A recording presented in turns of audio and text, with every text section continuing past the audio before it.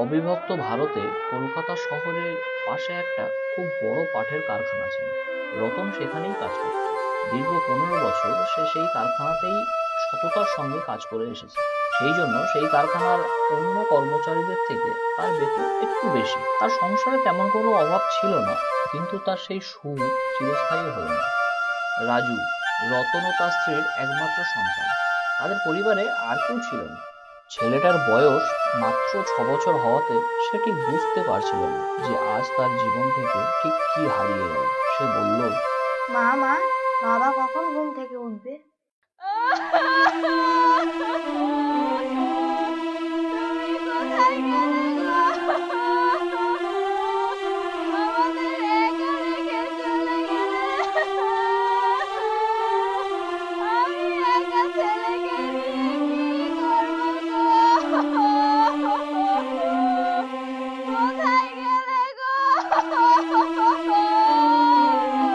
কেঁদো না দিদি, অমন করে কেঁদো না।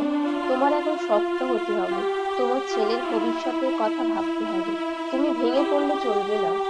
এইভাবে নানা জনে তাকে নানাভাবে সান্ত্বনা দেওয়ার চেষ্টা করে, কিন্তু তার কান্না আর থামে না। এই যে কি বেদনা তা যে পেয়েছে শুধু সেই জানে। এরপর প্রায় 2 মাস কেটে যায়। একদিন সকালে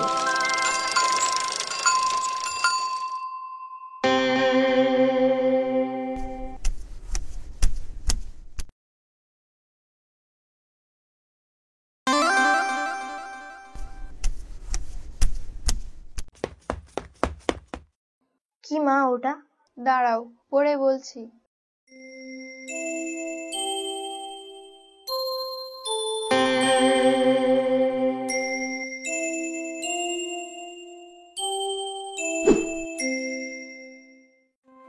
চিঠিতে লেখা ছিল তার স্বামী নিজের ব্যবসার জন্য 1 লক্ষ টাকা তার সমস্ত সম্পত্তি বন্ধক রেখে নিয়ে আসে একটা সুদখোরের কাছ থেকে। 6 মাসের মধ্যে তার সমস্ত টাকা সুদ সহ ফেরত দিতে না পারলে সেই সম্পত্তির মালিক হবে সেই সুদখোর মহাজন। সেই মতো 6 মাস পরে সেই মহাজন কিছু লোক ও একজন উকিল নিয়ে আসে রতনের বাড়ি এবং তার কথা মতো তার ঘরটা ছাড়া সবকিছুই নিজের নামে দলিল করে নিয়ে যায়। আজ তাদের আর দেখার কেউ নেই, কিছুই আর রইল না। অসহায় মা ছেলের মুখের দিকে করুণভাবে তাকিয়ে আছে, ভাবছে কিভাবে সে ছেলের মুখে দুবেলা দুমুঠো অন্ন জোগাবে। ঠিক সেই সময় মুরগি আছে, মুরগি 5টা নিলে 2 টাকা, 10টা নিলে 3 টাকা। দিদি মুরগির বাচ্চা আছে, মুরগি আছে, মুরগি। মা ও মা, আমাদের কটা মুরগি কেন না মা? আমি পুষবো, আমি বড় করব। কেন না মা, কেন না?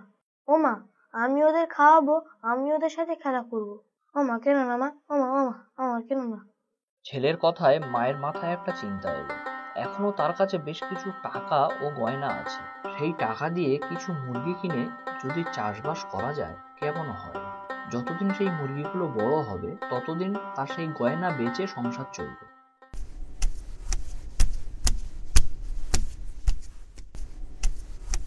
আমাকে 20টা মুরগি দিন তো।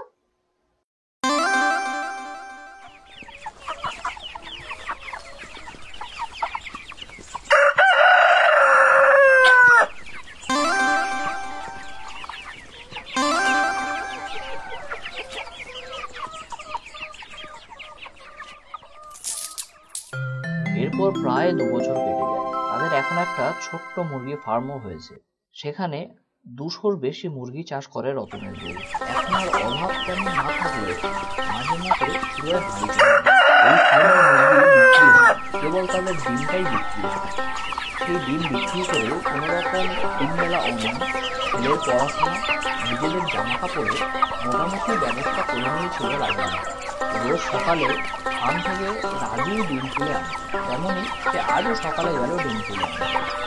দেখি আজ কটা ফল করেছে দেখি। সে কি, আজ ডিম তো? রোজ তো আমি 70-80 টাকা দিয়েছি, কিন্তু আজ বেরিয়ে গেল। কি হবে তাহলে? ওই মুরগিগুলো ওখানে যতটা করছে কেন? এ কি, এই একটা মাত্র ডিম? তবে যাই হোক, ডিমটা বেশ বড়, অনেক টাকায় বিক্রি হবে। মা ও মা, মা কোথায় গেলে তুমি? বলো কি হয়েছে? এই দেখো মা, আজ এই একটাই ডিম পেয়েছি। একটা কেন? ডিম পাড়েনি মুরগিরা? না মা, ভিতরে আর ডিম নেই তো। ঠিক আছে, তাহলে এই একটাই ডিম আর বিক্রি করে কি হবে? তোকে ভেজে দেবো, খেয়ে স্কুলে যাবি। না মা, আমি আজকে স্কুলে যাব না। না সোনা, অমন করে বলতে নেই। তুমি বলেছিলে না মুরগিরা কেন ডিম পাড়ে আমি জানবো। তার জন্য তোমাকে স্কুল, কলেজ, বিশ্ববিদ্যালয় অনেক জায়গায় যেতে হবে, তবে তো জানতে পারবে।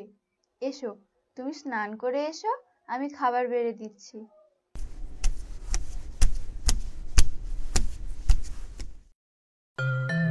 নাও, তাড়াতাড়ি খেয়ে নাও, দেরি হয়ে যাবে না তো।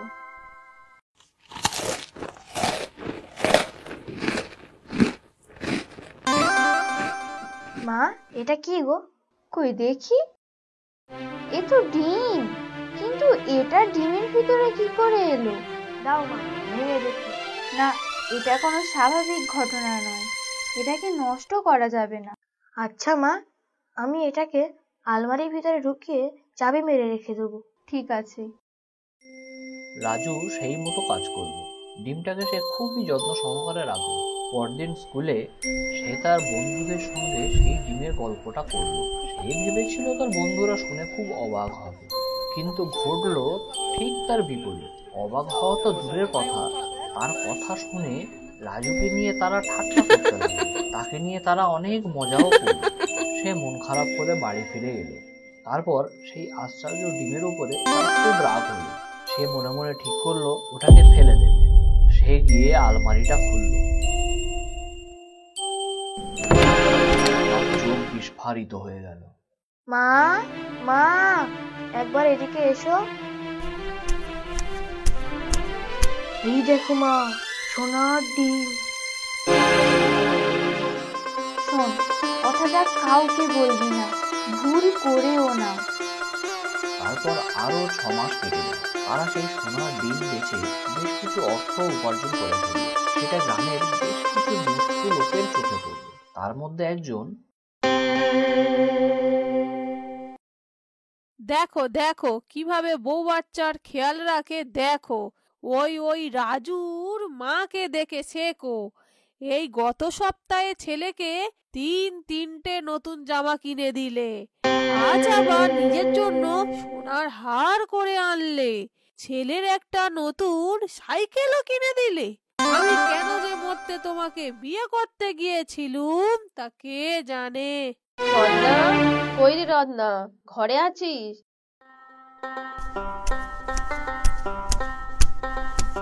শুনেছিস ওই রাজুর মা রাজুকে নিয়ে আগামী সপ্তাহে দার্জিলিং এ বেড়াতে যাচ্ছে?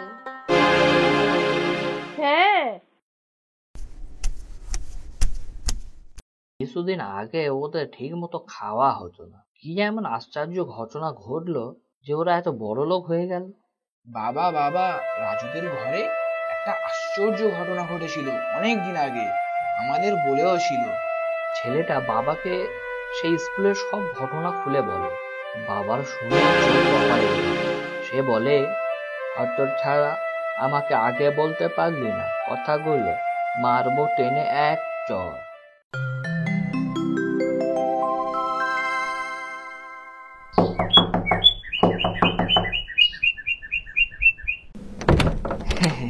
হ্যাঁ, আসতে পারি? আসুন শিবু কাকা, ভিতরে আসুন। এই একটা জিনিসের প্রয়োজন ছিল আর কি কাকা? একটু কাঁচা হলুদ পাওয়া যাবে মাখার জন্য? কাঁচা হলুদ? একটু জল পাওয়া যাবে বৌমা? বড় তেষ্টা পেয়েছে। হ্যাঁ, আমি এখনই আনছি, আপনি বসুন এখানে।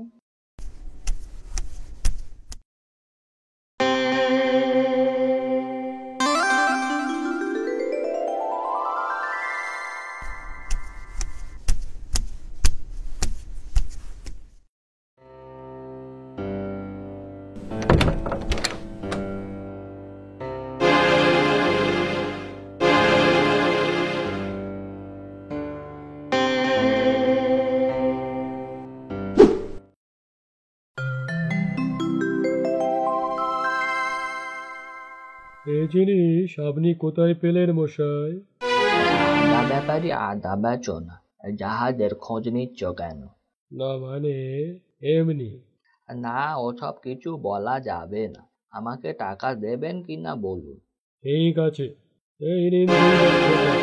আমাকে কিন্তু এমন সোনার ডিম আরো 19টা দিলে তবে টাকা শোধ হবে। আমি তোমাকে রোজ এইরকম একটা করে ডিম দিয়ে যাব, আর এটা শোধ হলে আরো 5 লাখ টাকা নেব। আর মনে আছে তো আপনার? সব সম্পত্তির দলিল কিন্তু আমার কাছে রইল। সুতরাং কোনো রকম চালাকি করবার চেষ্টা করবেন না। আরে দিন তো মশাই, বড্ড ভাগব। আরে পেয়ে যাবেন, পেয়ে যাবেন, কালকের আর একটা পেয়ে যাবে। কি গো, লটারি পেলে নাকি? এত লোক দিয়ে ঘর মেরামত, বাজারে দোকান ছাড়ালে, মুদির দেনা দিলে, আবার একটা ট্র্যাক্টর কিনবে বলছো, ব্যাপারটা কি বলো তো? এই হয়েছে এক জ্বালা, কিছু করলেও দোষ, কিছু না করলেও দোষ। নাও, এবার তুমি কোথায় যাবে যাও, দেখি সরো সরো, এখন অনেক কাজ বাকি।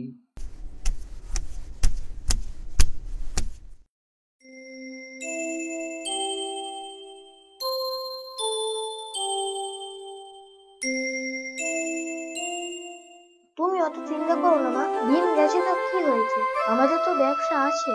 তাছাড়া আমাদের কাছে এখনো অনেক টাকাও আছে। তুমি কিছু চিন্তা করো না মা। আমি জানি ডিমকে নিয়েছে, যে করেই হোক ওকে আমি পুলিশে দেবই।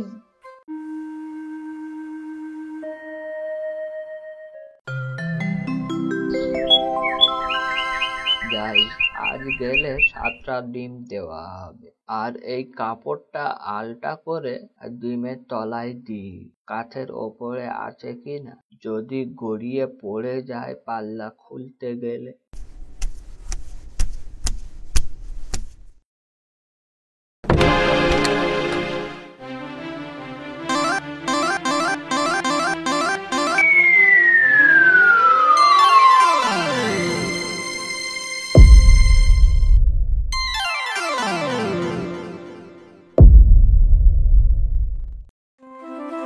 খবর পেয়ে জহুরি তার দলবল নিয়ে হাজির হলো শিবুবাবুর বাড়ি দখল নেবার জন্য। আজ তার আর কিছুই নেই, অতি লোভের ফল সে পেয়েছে। তবে রাজুর মাও বলেছিল সে প্রতিশোধ নেবে, তাই সে এসে হাজির হলো শিবুর কুঁড়ে ঘরে। তাকে দেখে শিবু তার 2 পা জড়িয়ে ধরে হাউ হাউ করে কেঁদে উঠল।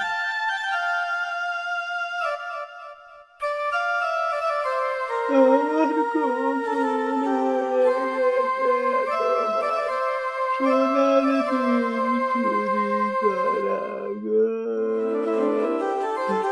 আমায় ক্ষমা করে দাও গো। আমার সব চলে গেল বৌদি গো।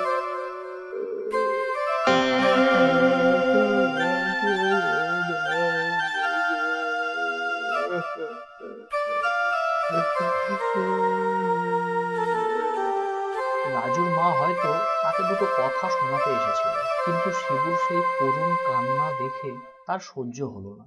সে বলল, আজ থেকে তুমি আমার ফার্মে কাজ করবে আর আমার বাড়িতে থাকবে, তোমাদের কোনো চিন্তা নেই, আমি আছি তোমাদের সঙ্গে।